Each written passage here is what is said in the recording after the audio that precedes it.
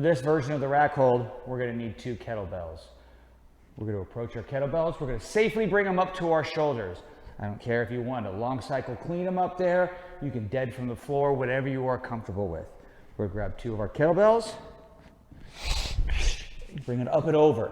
So when I rack those kettlebells, remember, keep them nice and tight. We don't want to flare those elbows. We don't want to push those bells out. We want to keep it nice and tight. We want to stand nice and tall, which means we don't want to sink into those hips. So we want to stand nice and tall. We're going to grind our feet in the ground, nice and tall, bells underneath the shoulders.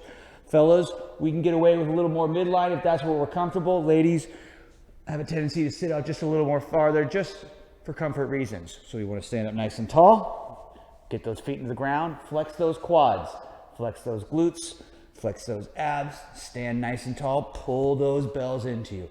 Hold it in that rack position. For this drill, we're going to get on all fours, hands and knees. We want to essentially get into our squat position.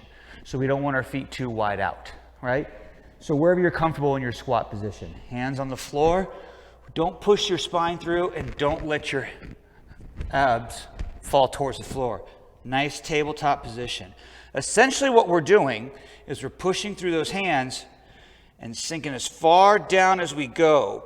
This helps increase our squat depth, but also helps determine our squat depth, because we want to go to the point where we start to compromise our form in any way to increase that depth. So we want to go right to the spot that our form is impeccable.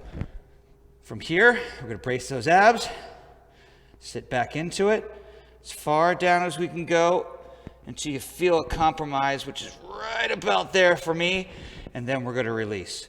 Then we're going to push through it again,